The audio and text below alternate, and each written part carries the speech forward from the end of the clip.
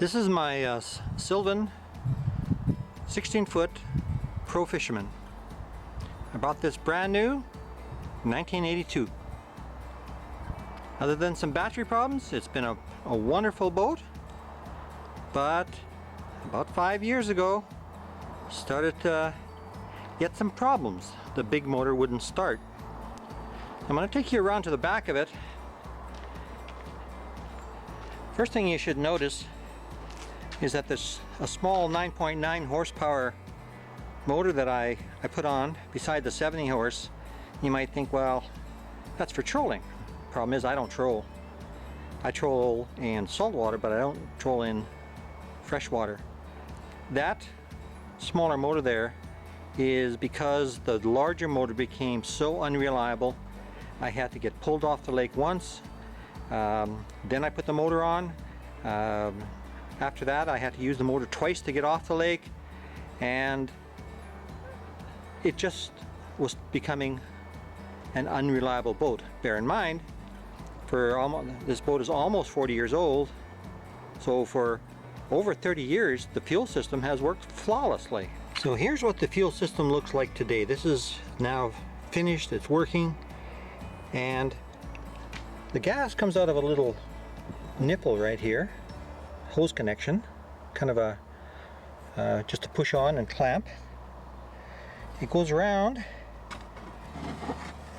to the primer bulb, and of course the primer bulb has to be pointed towards the motor. And then here's a filter that I put in. I got stuck on a lake one day when the filter inside the bonnet just before the carburetor plugged up, and you can't change that on the lake, so I had to get a pull off, and I thought, well, why not pull a primary filter in front? And that is just a great idea because it kind of gives you a view into what's happening in the fuel system. So we'll talk about this later. If you want to get rid of those bubbles, that big old bubble there, all you have to do is drain the air out of the fuel line, and there are a number of ways to do that. I'm not sure that the bubble really causes any problem, but if that's what you want to do, that's what you got to do. So about 5 years ago, I started to have problems. That bulb that was supposed to be full was becoming half full. Sometimes it had nothing in it. And then all of a sudden, the fateful day, middle of the lake, motor won't start.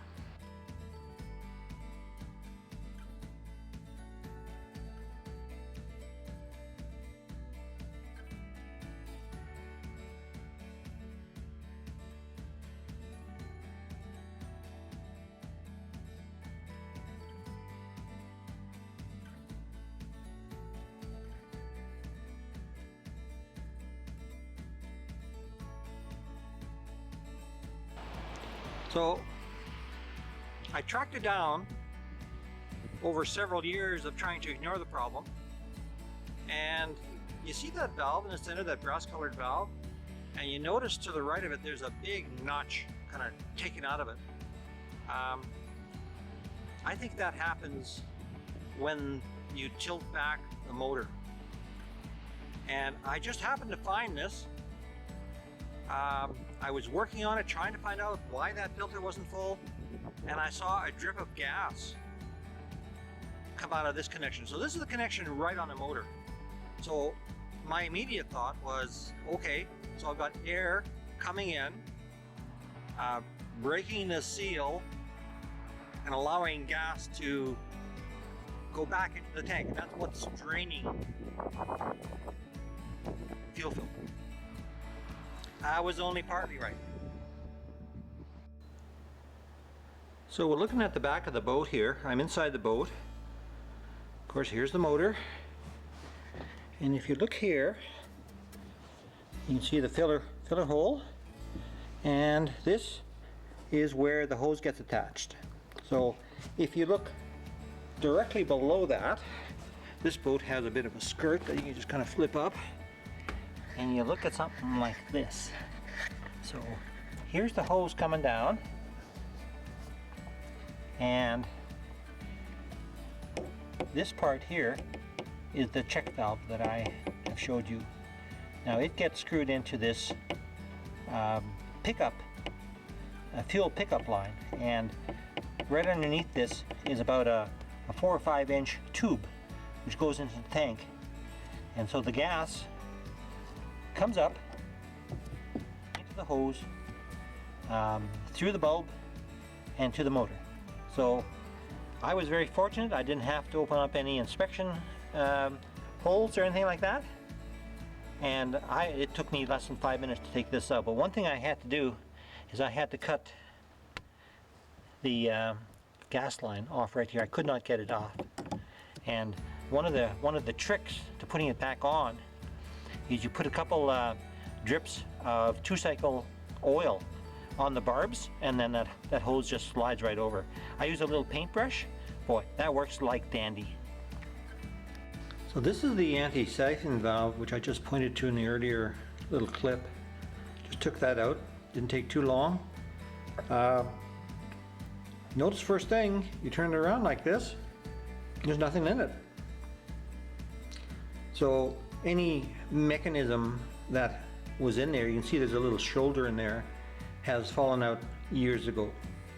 So, 40-year-old boat, things like this are going to happen. So this is a new anti-siphon valve.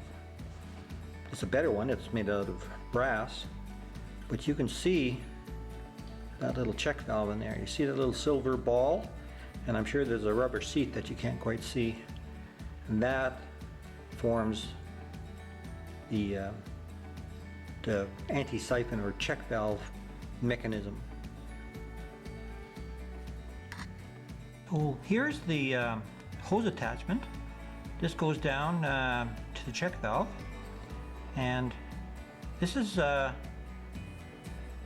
I'm going to test that check valve. I'm going to put on a clear plastic tube. So here's that tank connection. I've now got a clear plastic tube on it, and I'm going to climb into the back of the boat, suck up on that. The gas will come up, and then if the check valve is working, once I release suction on the little clear hose, it should stay there. Okay, I'm going to start sucking.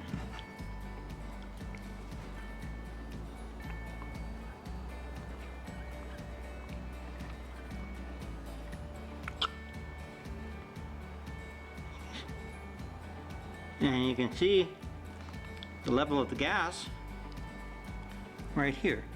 Now, because I'm talking, means I've taken that end of the hose out of my mouth, and this gas is not going down. So that means your check valve is working perfectly. It's a very simple test. Costs you $5-6 for a chunk of clear plastic tube, and that can save you a lot of grief if you're troubleshooting. Okay, so I took out my boat, tried out, hoping that changing that anti-siphon valve would do it. And before I left, I tried to fill up the filter with the squeeze bulb. I couldn't do it. So what I did is I pre-charged the line, and everything was fine. The bulb was hard. Got the lake, gave it a couple more squeezes, no problem, and off we went. Started just fine. It always starts fine from cold.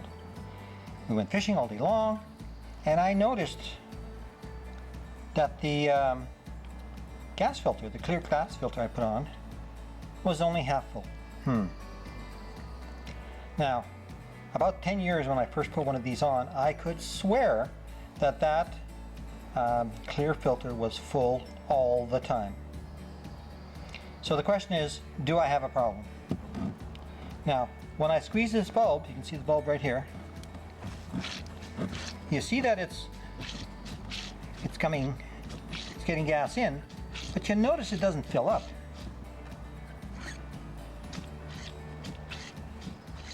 Now, the only thing that can be, in my opinion, is that gas is leaking back I'm not satisfied that this fuel problem is totally solved. So I think what I'm going to do is I'm going to take this fuel line off here at the nipple and put some gasoline in a jar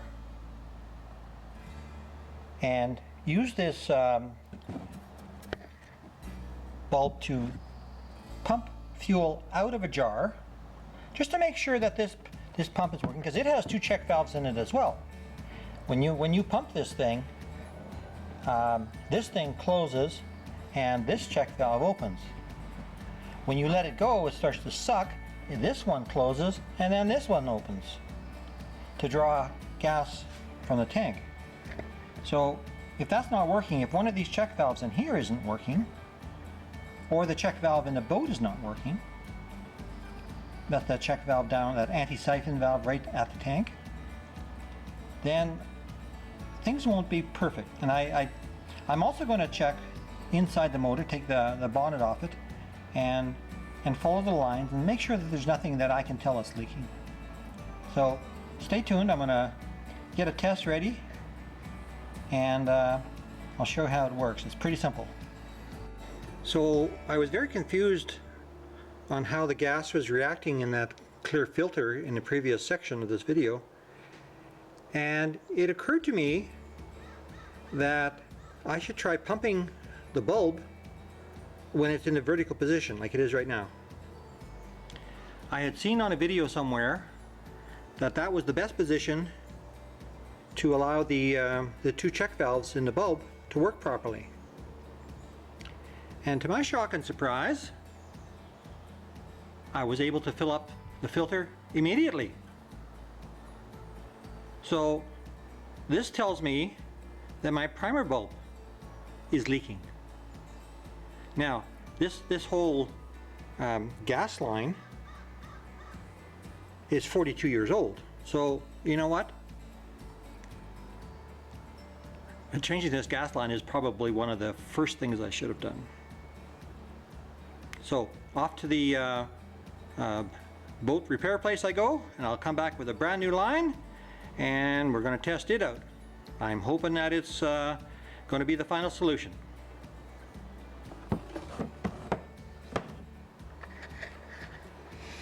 So I came back from the boat's repair place and had a new bulb, new hose, new everything, connected it up, and I couldn't get any gas to come up. That was very, very disappointing.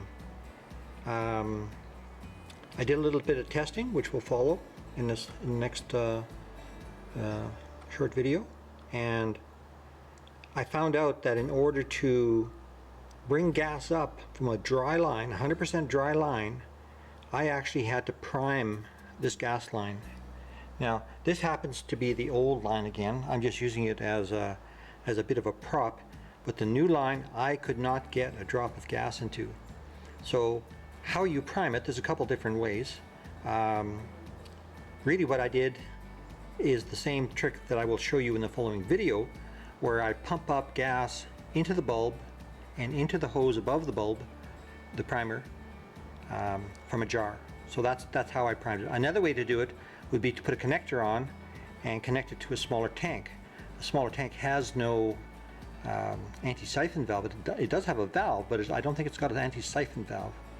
So the whole problem with this right now is on a brand new hose, dry gas, I cannot overcome the pressure needed to open up that anti-siphon valve. So that's my problem at this time. So once I primed it, I could in fact fill it up, and I suspect thereafter there'll be no problem because it'll always have gas in it.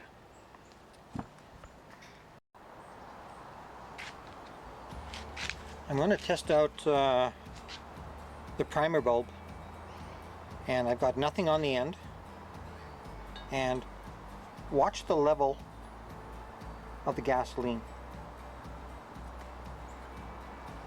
Notice it's going down? I can feel the gas coming up. So this tells me that this primer bulb works. Now, the fact is, this is the old primer bulb, but the new one worked exactly the same.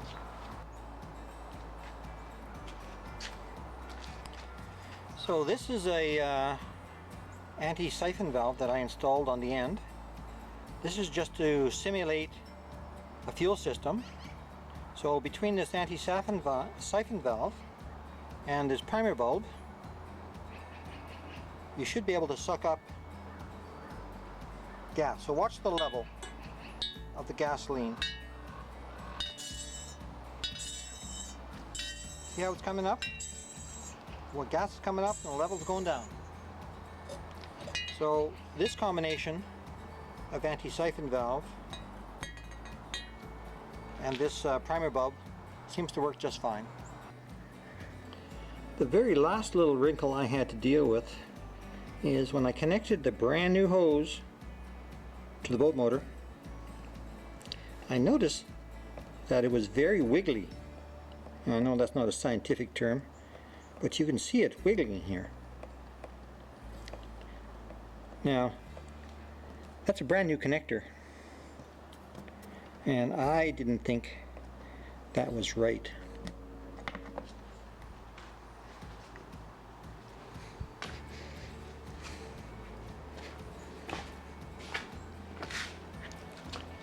So here's one of the older connectors.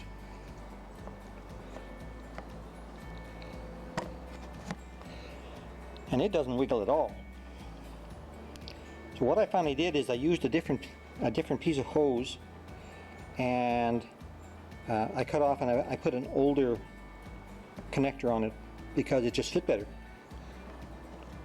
So that's the last little wrinkle I had to deal with. This comes out very, very stiff now, which is good. It's being held in place, and as far as I can tell, I'm good to go.